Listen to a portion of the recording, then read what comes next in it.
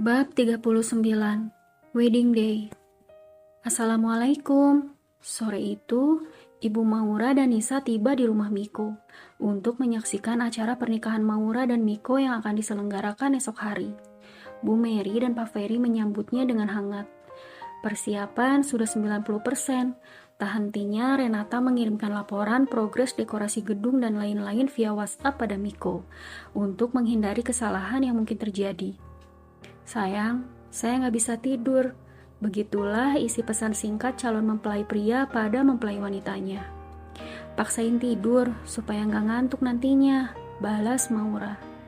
Miko terus menghafal kata-kata yang akan ia ucapkan ketika di hadapan penghulu dan wali hakim nanti.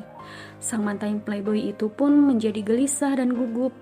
Ia takut jika di hari yang sangat sakral itu ia salah mengucapkannya. Jam menunjukkan pukul 1 dini hari. Miko yang belum bisa memejamkan mata itu pun berjalan menuju taman belakang. Ia duduk di ayunan sambil menghisap rokoknya. Kak, bukannya tidur. Sapaan Bimo mengagetkannya. Miko terperanjat kemudian melempar bantal sandaran ayunan itu ke badan Bimo. Sialan lu, ngagetin gue aja. Umpat Miko. Lagian besok mau jadi raja sehari, bukannya tidur supaya fit. Gak bisa tidur saya. Mendengar itu, Bimo terkekeh. Masa playboy gugup sih? Diam lu. Miko pergi meninggalkan Bimo kemudian masuk ke dalam kamarnya. Kali ini ia mencoba memejamkan matanya. Belum sempat matanya terpejam, ia mendengar suara pintu kamar Maura dibuka. Miko segera bangkit menghampiri sumber suara. Ia melihat calon istrinya itu keluar dan berjalan menuju dapur. Miko menyusulnya ke arah dapur. Sayang, kok kamu belum tidur juga? Tanya Miko berbisik. Saya tadi tidur, ini baru selesai sholat tahajud, haus saya, jawabnya sembari menuangkan air di dispenser ke dalam gelas kemudian meminumnya. Mas tidur dong, nanti sakit loh kalau nggak tidur. Kok kamu bisa santai gitu sih sayang? Saya malah kepikiran besok gimana. Mendengar itu Maura tersenyum. Mas, serahin aja segala sesuatunya sama Allah, minta kelancaran, bismillah aja.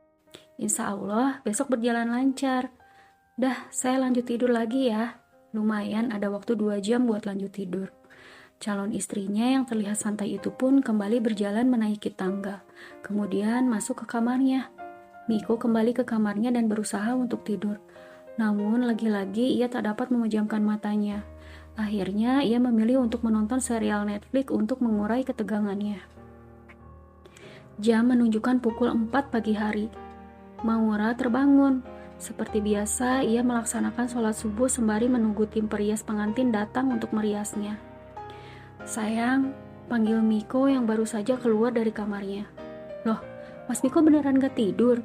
Tanya Maura. Iya sayang, semalaman saya gak bisa tidur. Nanti ngantuk loh, mukanya gak seger. Ya kalau gak bisa tidur harus gimana sayang? Udah saya paksa tetap aja gak bisa. Maura terkekeh. Bentar ya, tim perias pengantin sepertinya sudah datang, ucap Maura yang sedari tadi berbincang dengan Miko di depan kamarnya. Tim perias pengantin mulai merias Maura dan semua keluarganya, termasuk pengantin pria. Setelah semuanya siap, pasangan pengantin itu pun menggunakan mobil baru Miko yang telah dihias oleh tim wedding. Dengan balutan gaun pengantin berwarna soft peach dengan hiasan flawless yang cantik elegan, membuat Maura terlihat sangat cantik sempurna. Begitupun dengan Miko, dengan balutan jas silver yang elegan membuatnya terlihat sangat tampan dan juga gagah. Maura berjalan di atas red carpet, diaping oleh ibunya dan juga Nisa, yang tak kalah cantik dari sang kakak memasuki gedung Sampurna Strategic Square menuju ke arah penghulu.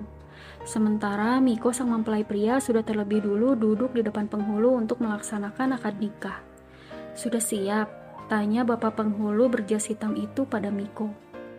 Miko mengangguk pelan. Kemudian wali hakim yang duduk di hadapannya itu membaca kalimat sakral yang berarti mengikat perjanjian suci pernikahan antara sang mempelai pria dan wanita di mata Allah Subhanahu wa Ta'ala. Dengan gugup dan suara sedikit bergetar, Miko menjawab, saya terima nikah dan kawinnya Maura Az-Zahra binti Muhammad Ridwan dengan mas kawin tersebut dibayar tunai.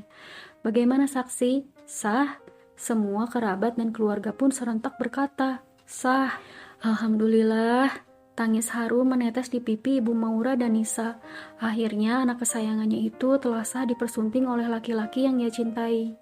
Miko dan Maura menandatangani buku nikah kemudian berfoto menghadap ke kamera.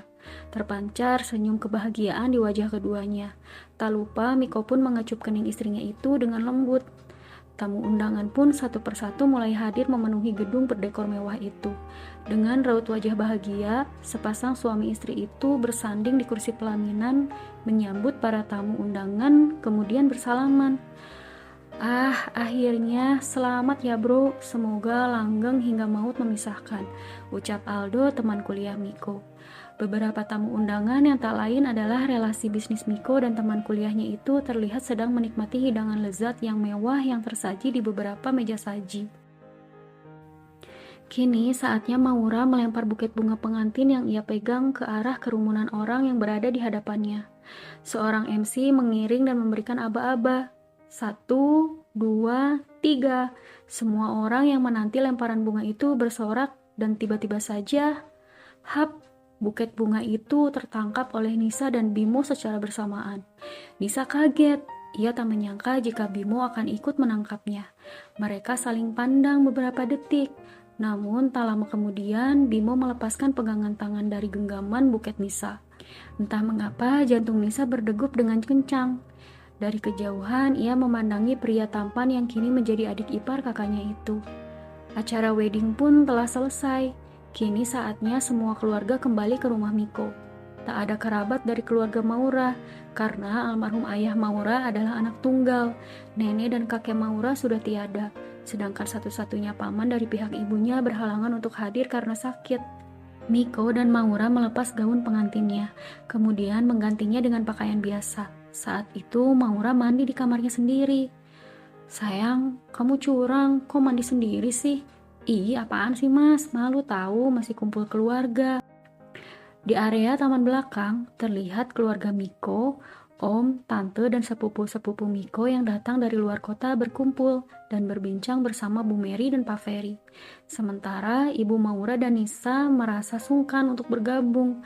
Mereka lebih memilih merebahkan badannya di dalam kamar tamu utama. Jam sudah menunjukkan pukul 10 malam. Keluarga Miko pun telah kembali ke kotanya masing-masing. Suasana rumah pun sudah terasa sepi.